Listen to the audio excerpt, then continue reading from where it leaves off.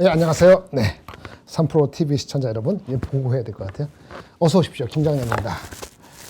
오늘도 시장과 신호를 가장 빠르게 그리고 가장 잘 먼저 반영하는 반도체와 테크 세션을 준비했습니다. 오늘 어려웠죠. 아까 그 클로징 벨에서도 뵀는데 이재규 차장님과 같이 거기서 다 얘기할 수는 없었고 지금도 뭐 다 얘기하기는 어려운데 제가 지금 말씀을 드린 것 중에 하나는 오늘 방송이 한 3개 있었죠. 딴 데 있었는데 딴 데서 보신 분도 계실 텐데 어려웠어요.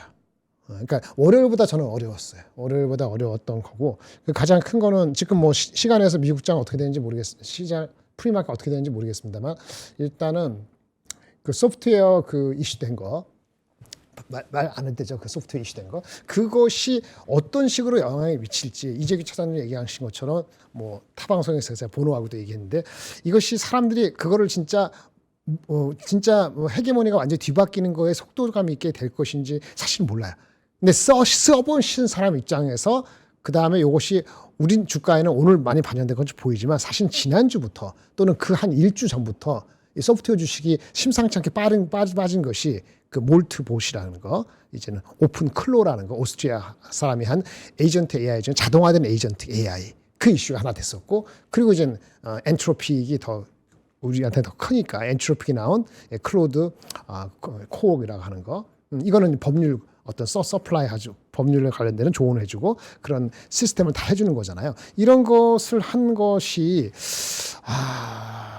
이제 어떻게 보면 스타트업인데 스타트업이 들어와가지고 기존의 세일즈포스라든지 기타 수많은 뭐 컨설팅하는 회사까지 다 의미 없게 만들 수 있다는 공포감인 거죠. 일단은 공포감. 그래서 그런 공포감에서 본다면은 마치 작년 2월달에 중국의 대만의 중국의 그 딥시크바라고도 비슷해 보이는 느낌이 왔어요. 기시감이.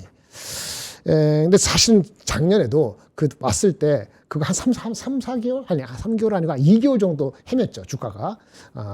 그리고 그 당시는 물론 반도체에 대한 실적도 지금 같지 않았으니까 더 충격이 컸던 것 같고요. 그래서 그때랑 비교 기시감이 있더라도, 기시감이 있었고요, 첫 번째. 기시감에서 걱정이 됐고 좀. 기시감이 있더라도 지금은 어닝 파워가 장난이 아니기 때문에 견뎌낼 수도 있다는 생각이 저도 그 생각이 한 60% 이상을 갖고 있어요. 하지만 그럼에도 불구하고 기시감이 왔다. 그런 얘기고, 지난주 월요일 날 우리가 많이 빠졌을 때, 그때 워시 때문에 장이 많이 흔들린 거잖아요. 그런데 사실은 워시 말고도 이런 것들 이슈가 미국은 이미 반영이 되고 있었기 때문에 우리나라가 화요일 날 반등을 했을 때, 이 이슈가 일파만파 안 될 수도 있겠구나. 아니면 이미 반영된 건가? 라는 생각을 해가지고 월요일 날 다음에 화요일에 반영됐을 때, 다행이다라는 생각을 저는 가지고 있었던 거거든요. 근데 지금은 그게 아니고 다시 한번 이슈가 된다 그러면은 워시 이슈는 잠깐 제껴놓고 이 이슈 가지고 더 폭락이 되는 게 아니고 이 이슈가 좀 이게 잔잔해지거나 사람들이 좀 소화시킬 때까지 다소 시간이 걸릴까? 이런 생각도 들어가지고 오늘 오전에 아침에 시작할 때 뭐 타방송에서 보신 분은 뭐 여기서 타방송 얘기하면 안 되니까 그런 거 얘기할 때 제가 뭐라 하냐면 제가 오래간만에 판단을 유보 오늘 밤까지 봐야 되겠습니다. 그래서 오늘은 대응을 하지 않겠습니다라고 말씀을 드렸던 거게 오늘 방송 아침에 2번 이슈인 거였어요. 그때가 아마 2% 정도 빠질 때 있었던 것 같고 삼성하이닉스도 비슷하게 빠진 건데 중간에 점심 먹으면서 이후에 많이 빠지길래 따로면서 또 갈 때 이게 테크니컬리 삼성전자는 16만 원 깨지면은 잠깐 들어갈 수도 있겠네? 그 생각까지는 들었죠.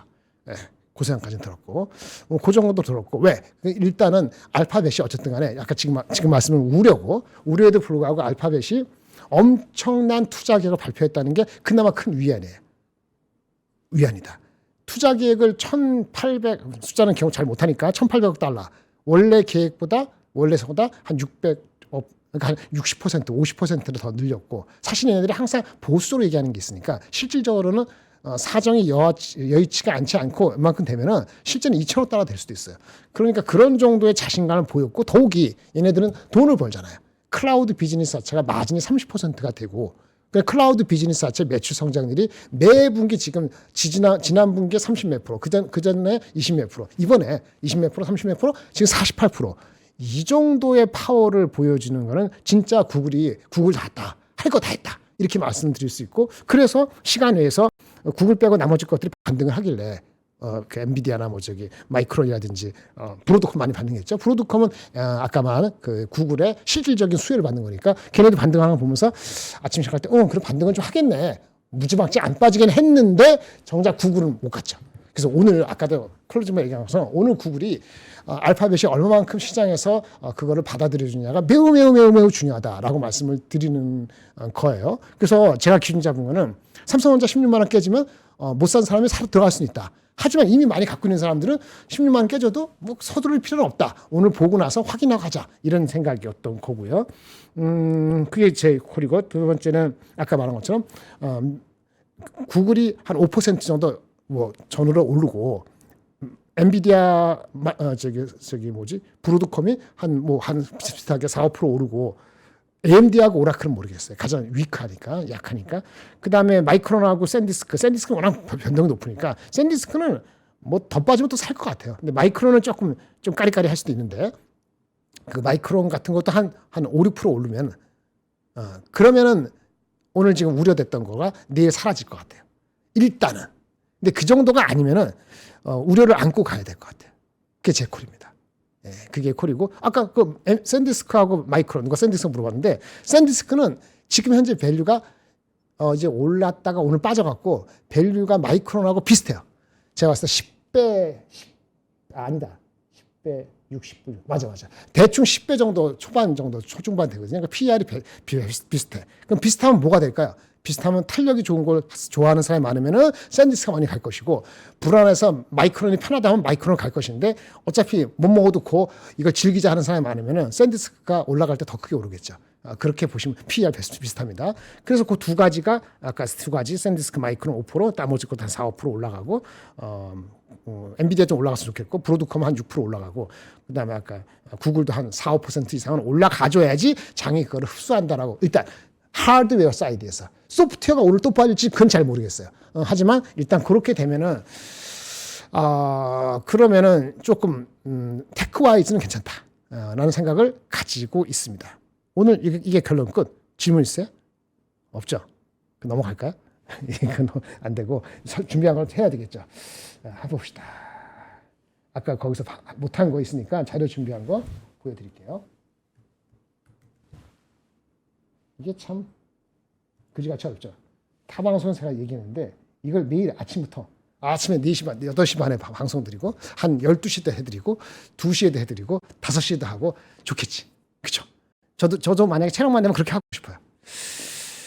언제까지 할 수 있을지 모르지만 그렇게 하려면 출연료가 한 100만 원을 줘야 될 것 같아요. 네. 하루 종일 하면. 그러면 그렇게 하지. 그렇게 하면 무슨 얘기냐면 제가 제 돈을 주식 투자를 안 하고 하루 종일 보고 여러분들하고 할 수 있어요. 근데 그렇지 않잖아요. 그렇게 못 하는 거예요.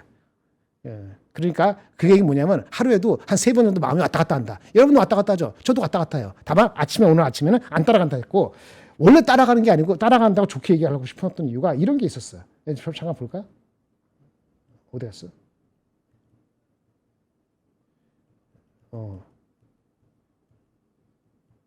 이게 자료 준비된 게 왔다 갔다 한 것 같은데,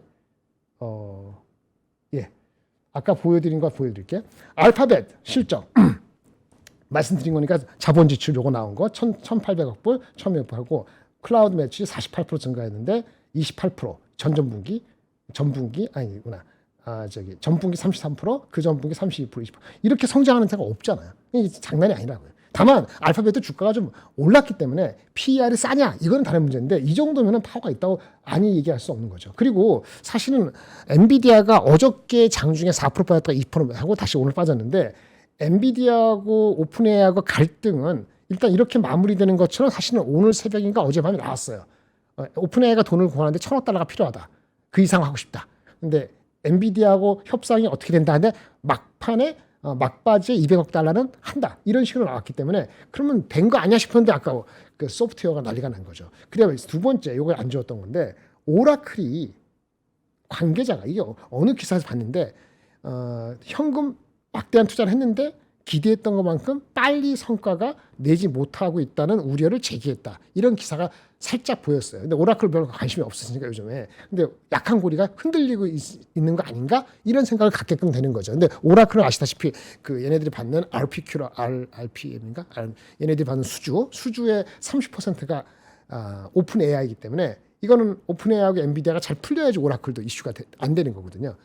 그렇게 되는 거고 AMD는 사실은 빌미가 좀 그랬죠. 그렇게 17% 빠질 거냐 그러는데 지금 웬만해서는 AMD는 원래 싼 주식이 아니에요. PER이 아시다시피 한 30 몇 배 됩니다. 그렇기 때문에 항상 불안한 마음이 있는데 장이 좋을 때는 더 튀죠. 엔비디아가 더 튀긴 하는데 이번 실적 발표에서는 뭐 특별히 잘못한 거 아무것도 없어 보이지만은 1분기가 비수기이기 때문에 약간 내려갈 수도 있거든요. 그리고 걔네들 중국의 비중이 아주 높지는 않아요. 그렇기 때문에 큰 모멘텀을 저는 기대하진 않았는데 장이 이런 분위기가 되니까 크게 맞아갖고 몇 개월 전 돌아간 거죠.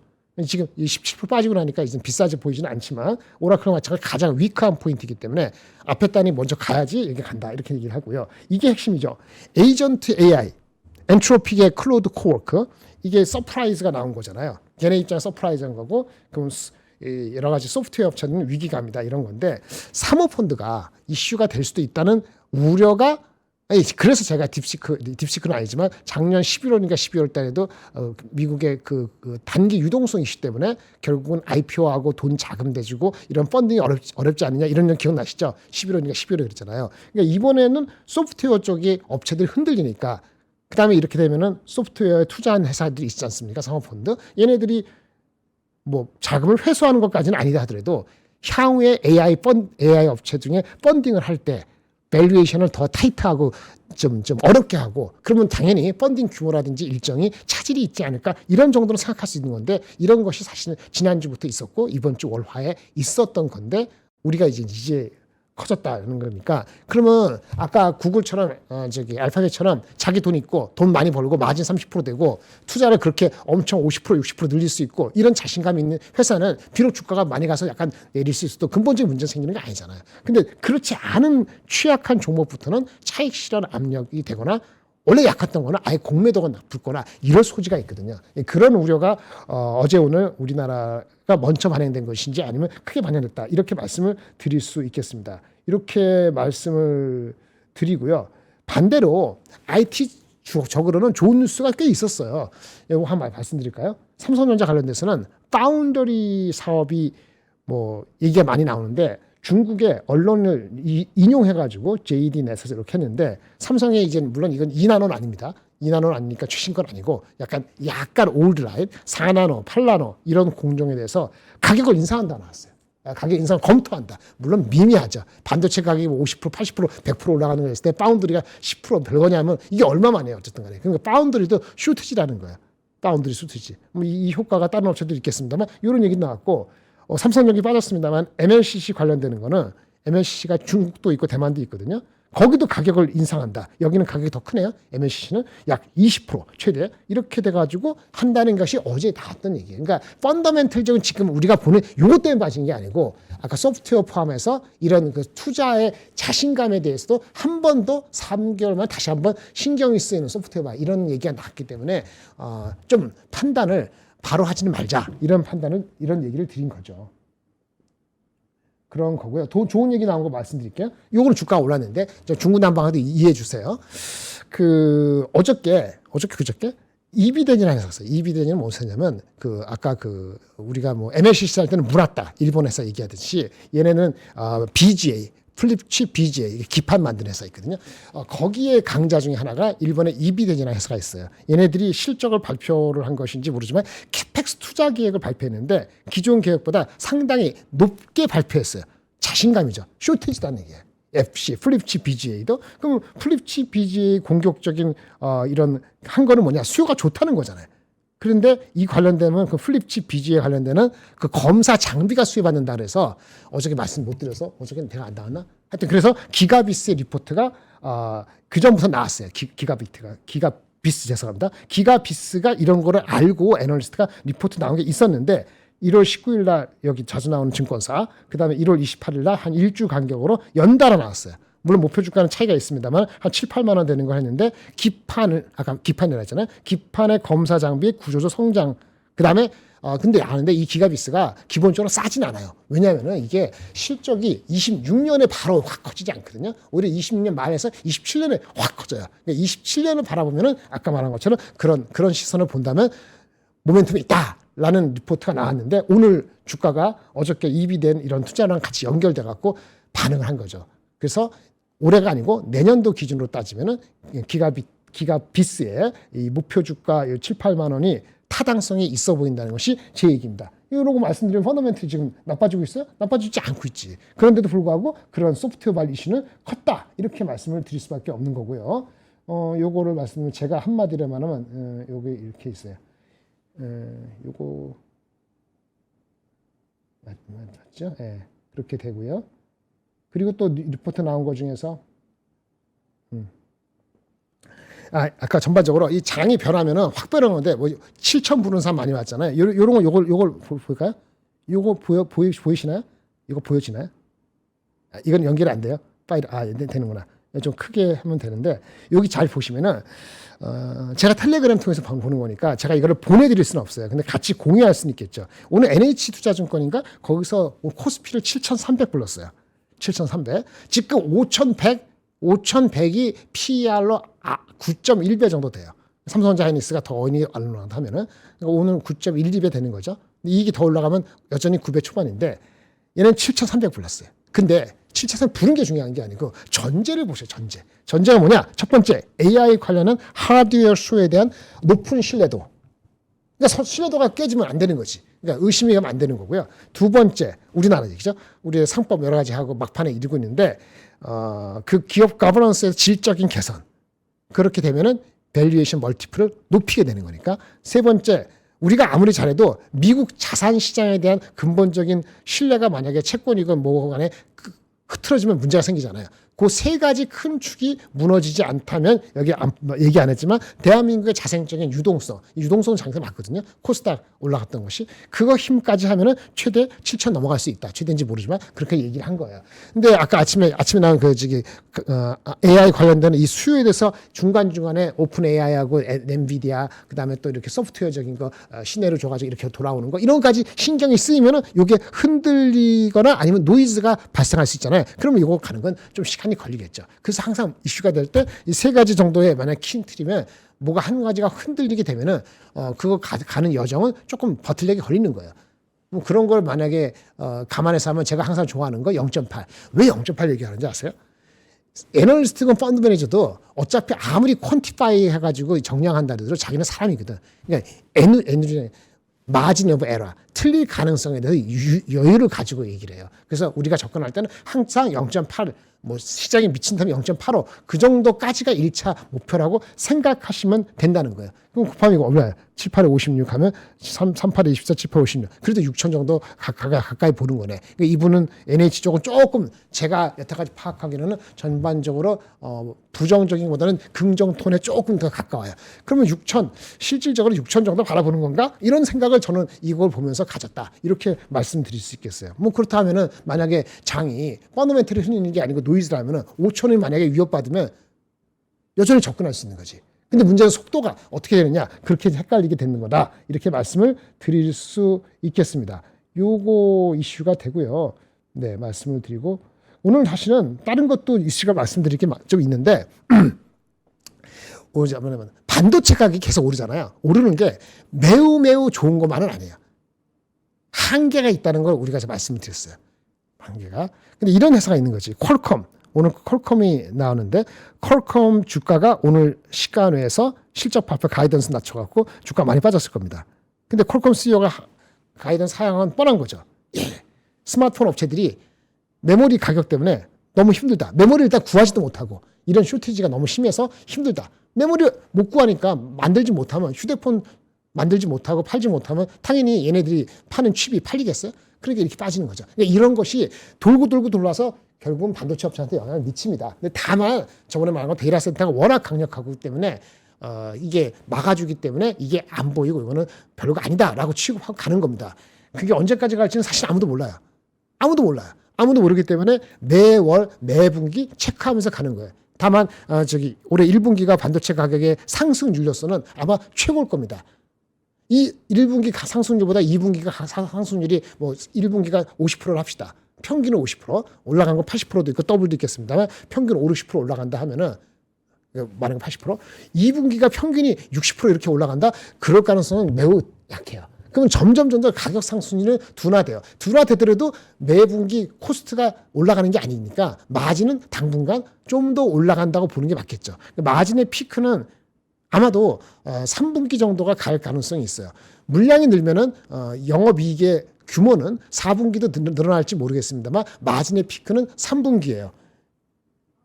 그럼 주가는 얼마냐? 주가는 주가 절대 레벨이 아니고 주가의 피크는 만약에 이익이 안 내려간다는 측면에서 내년을 바라본다면 연말까지는 계속 가야 되는 거고 마진율이 피크라는 거를 예민하게 받아들이는 입장에서는 그게 뭐냐 3분기 4분기라면 주가는 2분기 3분기 넘어가기 전 봄 정도부터는 좀 플래트할 가능성이 있어요. 물론 2분기 3분기 플래트 그러니까 멈춘다고 하더라도 주가가 지금부터 2월이니까 아직도 갈 길이 있잖아요. 그래서 아직 팔 거라고 생각하기에는 밸류가 안 비싸면 팔기도 애매한 이런 상황이 되는 거죠. 이게 결론인데 여전히 결론인데 소프트웨어가 갑자기 들이맞아갖고 저도 소프트웨어 그 맥 컴퓨터에서 돌아간다는데 실제 써보고 제가 써본다 한들 제가 느끼는 게 중요한 거 안 중요한 게 아니고 그거를 활용해서 이게 B2B잖아요. 우리 커스터머들 고객들 이제 기업 고객들이 그걸 어떻게 느끼고 판단하느냐 우리는 후행적으로 알 수밖에 없는데 돈을 대지는 쩐주들이 그런 시장을 어떻게 바라보느냐가 중요해요. 그래서 이런 것 측면에서 다소 시간이 걸릴 수도 있지 않을까라고 싶고요.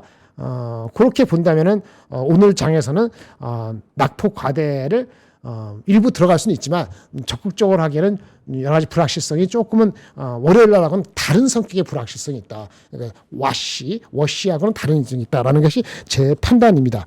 그리고 뭐 여러 가지 왔다 갔다 하는데 이제 그 정도로 말씀을 드리고요. 반도체 많이 하는 거니까 제가 오늘 뭐 다른 리포트 나왔던 거를 잠깐 다른 리포트가 아니고 이렇게 있는데 오늘 원익 IPS 7.5% 맞아 7.5% 맞았네 10만 1,000원 그 다음에 유진테크 8% 96,500원 파크 시스템 이거 좀 빠졌나요? 7% 6% 25만 8,000원 뭐 이렇게 나오잖아요. 그런데 제가 딴 얘기 좀 드릴게요. 이게 오비락인데 애널리스트들이나 여러분 마찬가지인데 자기가 커버하는 게 있어요. 커버했는데 주가가 막 가. 한 지난 1월 달부터 막 가. 근데 애널리스트가 20일 일하는데 한 달 일한다 치더라도 커버하는 종목이 30개야. 그러면 여러분 30개를 어떻게 커버하겠어요? 갑자기 업데이트하고 한번 전화하고 생각하고 바로바로 머릿속에 나오나? 이게 아니죠. 저도 리포트를 안 쓰니까 막 얘기하는 거지. 리포트 쓰려면은 전화 통화도 못하고 그냥 꼬박 앉아갖고 그 업데이트하면 이틀 걸려요. 아무리 빨라도. 뭔 얘기인지 아시겠죠? 다른 거 쉬고 뭐 업체 방문해서 뭐 방문하는 시간도 있고 누구 만나가면은 실질적으로 리포트가 3, 4일에 하나 나오기가 쉽지가 않아요.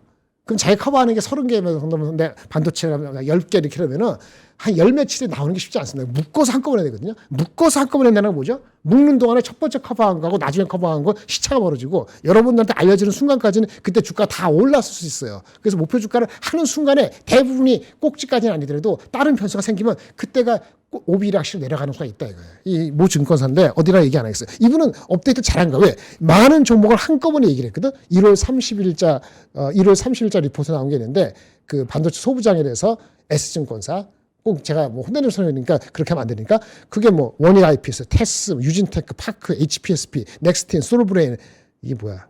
뭐 하여튼 뭐 엄청 많은 종목을 이렇게 목표 주가와 같이 해서 했어요. 1월 30일 날.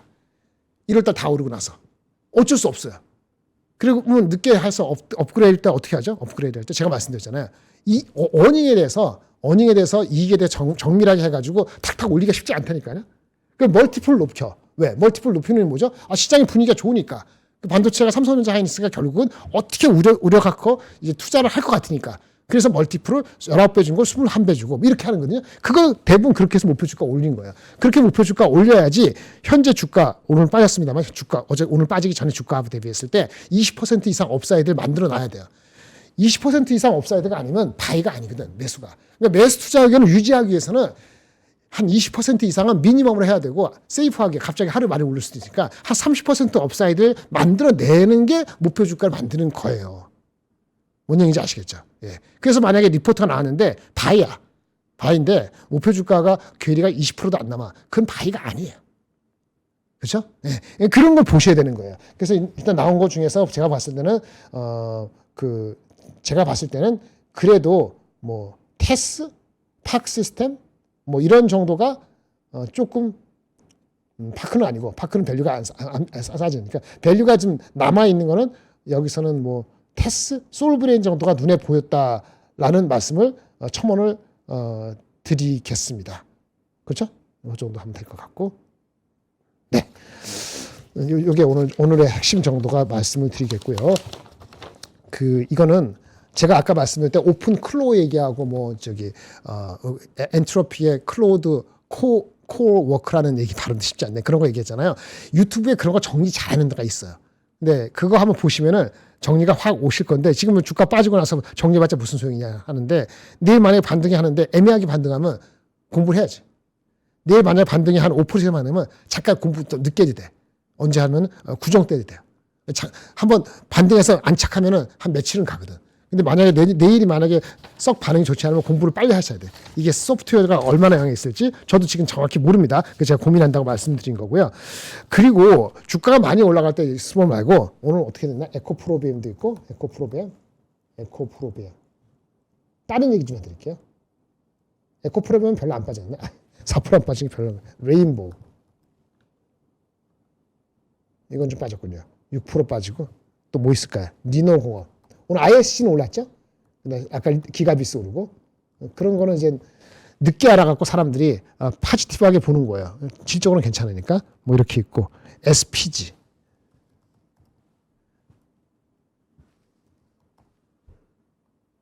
네 이렇게 있는데 이 정도 원익 IPS 여기까지 합시다. 원익 IPS 지금 말씀드린 이 종목들이잖아요. 원익 IPS, SPG, 리노공업, 레인보우, 에코프로비엠 갖고 계신 분도 많은데 이런 종목에 대해서는 이게 1월 말 기준입니다. 1월 마지막, 1월 하반기를 기준으로 봤을 때 ETF에 의해서 수급이 엄청 흔들리고 왔다 갔다 위아래. 그러니까 ETF 수급에 따른 민감도가 높은 종목으로 리스트업된 종목이 있어서 제가 가져온 거예요. 그것이 에코프로비엠, 레인보우 로보틱스, 리노공업, SPG, 원익 IPS는 그 ETF가 얼마나 유입되느냐, 그 유입된 건 1월 말에 하반기에 있어서 유입 강도에 따라서 주가가 왔다 갔다 주로 상승한 종목이긴 하지만 내려갈 때도 그 반대로 작용할 수도 있죠. 이런 거 있으니까 유의하시기 바란다. 이런 얘기를 좀 드리겠습니다. 그 정도 말씀을 드리고 증권 얘기했고. 딴 얘기 요거 좀 드릴까요? 뭐 시간이 얼마나 있지 모르지만 요거 말씀을 드릴게요. 네. 이 리포트 하나 소개시켜 드리고 할게요. 코스닥은요. 제가 말씀드린 것처럼 정책이에요. 정책이 중요합니다. 정책이 없으면 코스닥은 과열이라고까지는 아니더라도 올라가는데 1300 일단 가면 이제 확 들어가는데 그거 올라가는 데 있어 갖고 시간이 좀 걸릴 수도 있어요. 정책이 삼성전자 하이닉스 말고 다른 건 정책이 없으면 안 되는데 이런 얘기가 있는 거죠. 우리나라가 그 경제 성장률이 높아지면은 그렇죠? 그러면 당연히 그리고 은행이나 증권이 좀 투자 자금을 기업이 우리 가계 대출을 늘리지 않고 계속 억누르고 가계 대출의 상당 부분 아닌 일정 부분만 기업 쪽으로 모험 자본 쪽으로 돌리기만 해도 그 효과가 크다는 얘기를 할 수 있죠.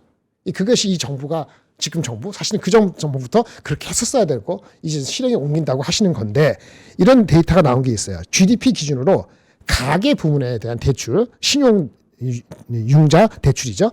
이 부분을 기업 부분으로 이렇게 전이해 주는 거예요. 약 10% 포인트만 이렇게 기업에서 가계로 10% 포인트만 좀 빼서 해주면은 한국의 잠재 성장률이 0.3% 포인트가 올라갈 수 있다는 리포트가 나왔어요.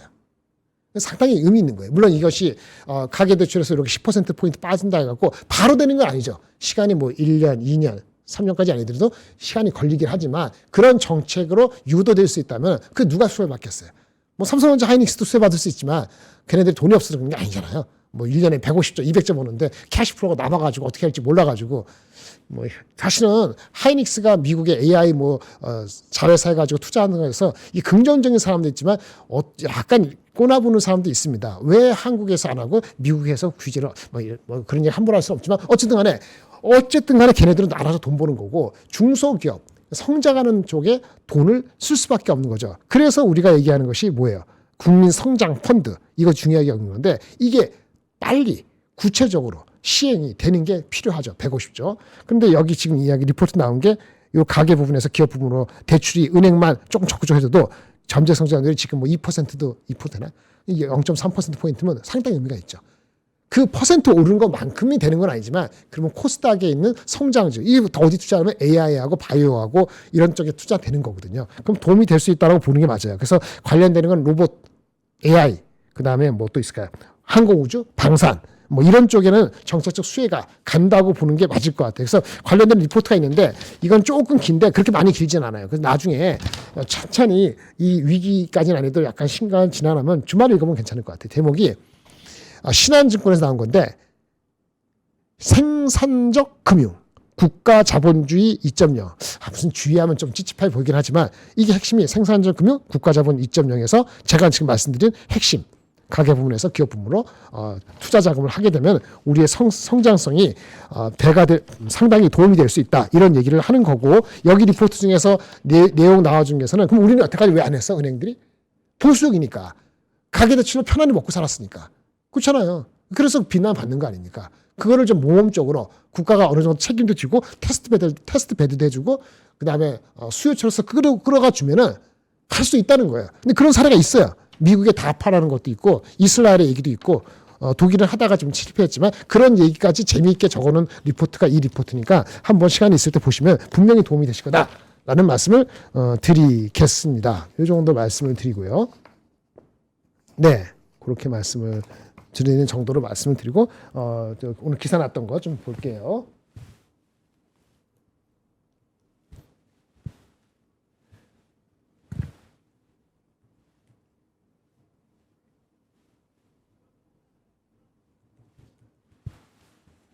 네, 제가 지금 막판에 다른 분한테 받은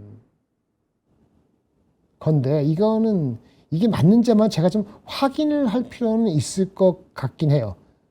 그래서 좀 그렇긴 한데, 네, 이런 기사가 난 것 같아요. 디지타임즈 이거 한번 볼까요? 이거 봐주시겠어요? 이게 디지타임즈 거니까, 네, 한번 봐주세요.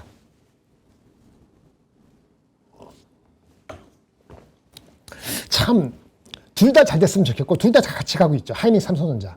여전히 HBM 갖고 얘기해서 딴 얘기는 잠깐 들어볼게요. HBM4가 삼성보다 하이닉스가 앞선 거 맞죠? 근데 수율 차이가 아직 있다라는 리포트가 아니고 보고서가 기사가 디지타임즈에서 나왔어요. 디지타임즈의 신뢰도에 대해서는 뭐 일단 하지 말고 내용만 말씀드리면 삼성전자의 HBM 수율 지금 전체적으로 봤을 때 50에서 60% 정도인데 원C 디램이 하이닉스는 아직 원B인데 그거보다 약간 옛날 건데 그 안정적 가져간 거 삼성은 도박을 하고 빅 점프를 하려고 원C로 온 건데 그거의 수율이 아직 안정적인 수준이라고 볼 수 있는 70%까지는 안 되고 좀 아직은 낮다. 뭐 이런 얘기를 한 것 같아요. HBM4 얘기하는 겁니다. HBM4가 원C 디램 쓰는 거니까. 기존의 HBM3는 그래도 30%, 70%까지 도달했는데 그래도 일반적으로 완벽한 수준은 80%는 못 미쳤다라고 얘기를 하고 한편 하이닉스는 80%, 90%를 향해서 가고 있다. 그러니까 아무래도 조금 앞섰으니까 계속 간다. 이런 얘기입니다. 제가 하이닉스 더 좋아하는 거 아니에요. 지금은 사실은 비슷비슷하거나 오히려 하이닉스는 그 ADR 발행 그거에 대한 게 지금 프로그레스 나오면 그때는 좀 달라요. 지금은 뭐 특별히 더 우위라고 볼 수는 없고 이 차이가 있다는 것도 있는데 그런 기사가 났다는 걸 좀 말씀을 드리는 겁니다. 그 정도 말씀을 드리고요. 또 기사가 나온 게 네. 아까 스마트폰 말씀을 드렸고요.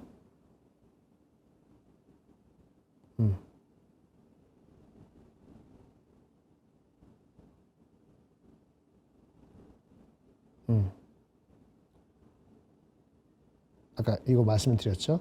그리고 이게 계속 그럴 수 없다. 요 얘기 해드릴게요. 요거는 여기도 나와 있는데 JP 모건이 딴 얘기 좀 할게요. 이게 가격이 많이 오르는 거 있잖아요. 아까 반도체 가격도 무수하게 올라갈 수 없다는 거는 우리가 미리미리 생각하셔야 된다는데 구리 가격도 많이 올랐죠. 기억나시죠? 예. 금값만큼은 아닌지 모르지만 근데 JP 모건에서 이런 경고를 했다고 합니다. 글로벌 구리가 은근슬쩍 재고가 많이 늘었답니다. 그 구리가 급등해서 어저께 좀 빠진 걸 제가 기억하는데 단기적으로 구리 가격이 좀 많이 박스권에서 좀 조정 가능성이 있다라고 얘기를 하는 거예요. 이상하죠? 구리 왜 갑자기 이슈가 되는가 봤더니 그 공급 차질이 있었잖아요. 작년에도 있었는데 거기가 이슈가 좀 바뀐 것 같아요. 그래서 계속 재고가 늘어나서 수요도 상대적으로 둔화되고 있는 거 아니냐 이런 얘기가 나오면서 전체적으로 LME 순투기 포지션 자체가 투기가 좀 줄었다 이런 얘기를 하고 있습니다. 단기적으로 구리 가격이 이렇게 되고 있는데 상황은 아마 2분기 지금은 2월 달이니까 3, 4월 달 지나가 봐야지 회복 신호가 있을 것 같다. 혹시 구리 관련되는 게 만약에 여러분이 많이 갖고 있다면 이런 코멘트도 있다는 거를 기억하실 필요는 있을 것 같아요. 이게 뭐든지 끝까지 가면은 비트코인이 끝까지 갈 줄 알았어요. 물론 다시 여기서 사면 살 수 있다는 얘기지만 내려갈 것 같지만 좀 더 내려가 그러잖아요. 올라가 멈추가 또 올라가듯이 하는 게 있는데 이게 맞출 수 없는데 천정부지로 올라가는 건 이유가 있는데 그 이유가 조금만 변하면은 갑자기 또 바뀔 수도 있어요. 그래서 메모리 가격도 분명히 올해 하반기 한 3, 4월 달, 5월, 6월 달까지는 분명히 가격이 오릅니다. 조금이나마. 근데 사실은 올 가을 겨울에 될 때 가격 상승이 어떨지에 대해서는 낙관 일변도를 하는 건 아니다라고 말씀을 꼭 드려야 될 것 같아요. 그 말씀을 드리고요. 네. 네. 그 정도 드리면 오늘 대충 다 말씀을 드렸고, 다만 긍정적인 걸 제가 말씀을 드리면서 요거 마무리하고 삼성전자 하이닉스 주가에 대해서 말씀드릴게요. 요거. 네. 지금 쇼테지라는 건 얼마 쇼테지냐? 젠슨왕도 얘기했고 머스크도 얘기했고 반도체가 너무 쇼테지해갖고 야 안 돼 내가 반도체 할래 이러고 있잖아요. 인텔의 립부탄이라고 이 할아버지 아저씨가 있죠. 얘기한 것 같은데 얘네들이 다 얘기한 거 메모리가 내년 내후년까지는 절대적으로 해소가 불가하다 이렇게 얘기를 한 거는 알고 있죠. 그런데 여기 중요한 게 이거예요. 제가 오늘 말씀드린 건 이겁니다. 인터커넥트 연결시키는 거 있잖아요. 지금 구리로 하죠. 구리. 근데 많이 들으셨을 거예요. 광으로 바뀐다는 얘기 들으셨잖아요. 이거를 강조했어요. 이거를. 구리가 물리적 한계가 있다는 거 다 알고 있는데 이제는 안 되겠다는 얘기예요. 이제는 안 되겠다. 이제는 안 되겠다. 인텔이 원래 유리기판도 그렇고 뭐 인터커넥트 옵티컬도 그렇고 선구자적으로 하잖아요. 근데 인텔이 그렇게 하고 양산상 갈 때는 정작 다른 업체들한테 뒤쳐져서 문제긴 하지만 어쨌든 선구자 역할을 하는 때는 유리기판도 시작한 거고 광학도 마찬가지인데 구리가 한계가 왔고 인터커넥트 하는데 광학이 돼서 칩과 칩 또 서버와 서버 연결시키는 걸 확실히 해야 된다. 이것이 또 다른 통로의 어떤 병목이다라고 물리적 한계를 강조했어요. 이거에 대해서는 따로 내가 얘기를 해야 되는데 이거는 사실은 강의를 통해서 얘기할 수밖에 없는 건데 어쨌든 뭐 그렇게 안 해도 구리가 한계가 왔다는 건 속도도 한계가 왔고 전력도 한계가 왔다는 얘기가 되는 거예요. 이 관련되는 거 미국에 이런 회사가 있죠. 코히어런트라고. 예. 공부해 보시면 합니다. 주가가 많이 갔다고 하지만 뭐 조정받을 수 있어요. 조정받을 수 있죠. 근데 볼만한 주식이 광 관련된 대한민국이 별로 없거든. 만약 미국 주식을 보신다면 코히어런트로 공부를 하실 필요가 있다는 걸 오늘 미리 말씀을 드리겠습니다. 전력은 다 아시는 얘기니까 넘어가고 그 다음에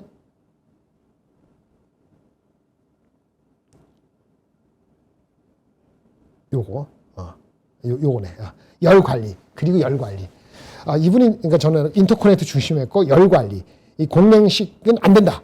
이 종말 이런 표현이 쉬운 게 아니거든. CEO가 아까 완전히 안 된다 이런 얘기도 하고 전력이 급증하는데 열을 처리하는 것이 물리적 제약이라는 거 알고 있잖아요. 그래서 냉각 기술에 관련된 건 빠질 때마다 관심 있게 보셔야 되지 않는가라는 거에서 오늘 얘기는 약간 말한 인터커넥트 구리가 아니고 광학이라는 거 이런 쪽으로 가는 거니까 주식이 조정받을 때는 이런 거 공부하실 필요가 있다는 거 말씀드리고 열 관리 관련되는 것도 말씀을 드리겠습니다. 그리고 맨 마지막으로 말씀을 드릴게요. 요거 있는데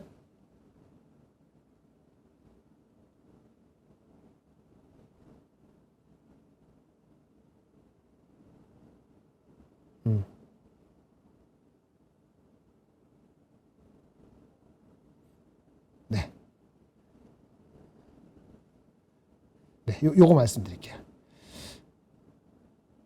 아까 그 말씀드린 그건데 이렇게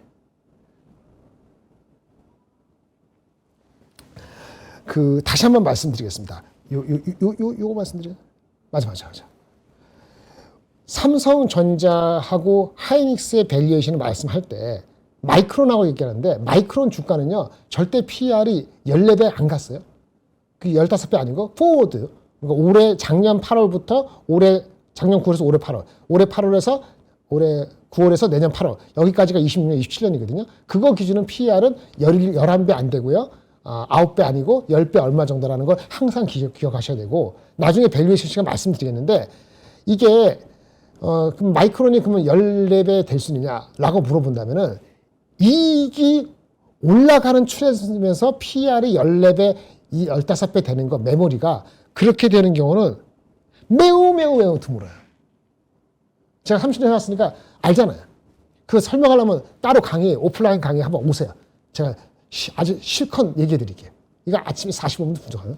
뭐냐면 15배, 20배 되는 건 이익이 뽀그라져서 15배 되는 거고 20배라는 거 20년 거 땡기는 거거든요. 20년 땡기는 PER 20배는 굉장히 안정적인 거. 아니면 수주가 진짜 한 3년치 땡기는 거. 뭐 있어요? 조선, 방산 있잖아요. 그다음에 대만의 TSMC, 파운드리, 무구장창, 이 변동성이 적은 거. 이런 주식이 20년 걸 땡기는 거예요. 그리고 그 시장이 믿음이 있을 때 20배를 땡기는 거예요. 그리고 그 시장이 너무나 젊은 사람이 많았고 앞으로 성장률이 나라 자체가 5%, 7% 성장할 때 그 나라가 20배 되는 거예요. 그런 나라 뭐 있어요? 안정적인 거 미국. 그래서 20배 넘어가는 거고 그 다음에 젊잖아요. 무궁무진한 성장, 인구도 많고 성장률이 5%, 7% 나고 어디서 인도. 그러니까 인도하고 미국은 20배 이상 안 떨어집니다.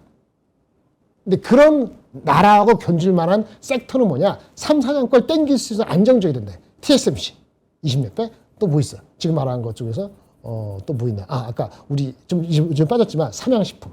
그다음에 뭐 하나 에어로스페이스 이런 막 땡기잖아요. 안정적인 거.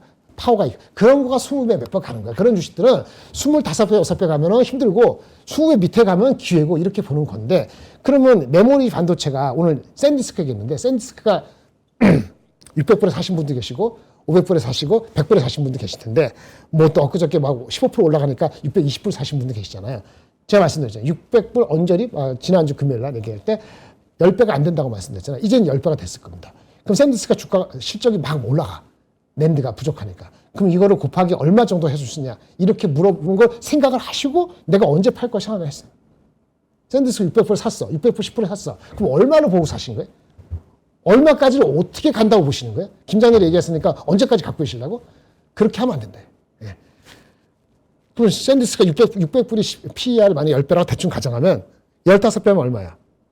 15배면 950불이죠. 근데 얼마 전에, 며칠 전에 $1,000 리포트가 나왔다고 합니다. 제가 $1,000 리포트를 보지는 못했어요. 그 사람의 EPS가 얼마인지, 그 PER이 얼마인지 모르지만, 컨센서스 기준으로 PER로 따지면은 아마 1,000불 되려면 한 15배가 좀 넘어갈 겁니다. 아마 그게 목일 겁니다. 그게 목일 거예요. 그러니까 여간에서 메모리가 원인이 망가지지 않으면 15배 못 가는 거예요. 그러면 마이크론도 지금이 400불 안 돼갖고, 여기, 아까 얘기했지만, 여기 400불? 얼마 전에 얼마까지 갔냐면은 435불 갔을 때가 12배, 13배야. 많이 간 거지. 이게 더 가려면은, 멀티플이 13배, 14배 갈 수도 있지만, 15배 고비라고 했고, 내년도 어닝을 땡겨야 되잖아요. 근데 지금 약간 잡음 나니까 때려져서 오늘 내려갔다 올라오면 390불. 그러면 한 10배, 11배 된다는 거예요. 그래서 이것이 10배에서 13배 가는 그 흐름하고 삼성 하이닉스가 같이 손에 손잡고 가야 된다는 걸 계속 말씀드리는 거예요. 그러니까 16만 원에 사실 수도 있고 15만 9천 원 살 수도 있고 그걸 매일매일 가르쳐주면 떡밥 그게 아니라는 거죠. 그렇죠? 어떨 때는 20만 원 할 수도 있어야 돼요. 왜? 밸류를 알아야 되는 거니까. 근데 애널리스트 컨센서스 밸류 가지고는 10배가 20만 원이다. 이렇게 생각하면은 16만 원 이상에서 사는 거는 업사이드를 제한적이라는 걸 알고 들어가야 되는 거예요. 진짜 20만 원이 몫이라 하면은 그러면 거기서 파셔야 될지도 몰라요. 0.85, 17만 원, 18만 원. 그렇게 보셔야 되는 게 중요하다는 말씀을 드리는 거예요. 모건스탠 그만 얘기하고. 하이닉스도 삼성전자보다는 디스카운트고 마이크론보다 디스카운트라는데 여기서 막 홍보를 하시는데 한국 회사고 마이크론은 미국 회사잖아요. 마이크론이 10배일 때 한국이 10배 바로 가느냐? 그렇게 못 간다니까, 삼성전자. 하이닉스 10배 주면 150만 원 바로 가지. 그렇게는 안 된다는 거예요. 디스카운트를 하면은 과거보다 덜 디스카운트 적게 하더라도 그래도 디스카운트를 하면은 그래도 어닝이 좋으니까 120만 원, 130만 원 갈 수 있냐 이렇게 얘기를 하는 거라는 거죠. 그래서 그거를 항상 머릿속에 있어야 되고 요 프레임을 잡으면 어느 섹터나 다 똑같이 적용할 수 있다. 요거를 말씀드리면서 다음에 제가 오프라인 강의하면은 그 각종 섹터별로 PER이나 또는 PBR ROE에 대해서 충분히 설명드릴 수 있으니까 오늘 이 정도 말씀을 드리고 오늘 미국장 나스닥 기준으로 1.5% 이상 그다음 주요 업체 기준으로 5% 이상 오르면 한국도 내일 1.5% 이상 오른다고 보고 그러면 안심이고 일단 안심이고 그게 아니면은 내일도 너무 공격적인 것보다는 좀 관망하자 이렇게 말씀을 드리겠습니다. 이상으로 마무리 드리겠습니다. 감사합니다.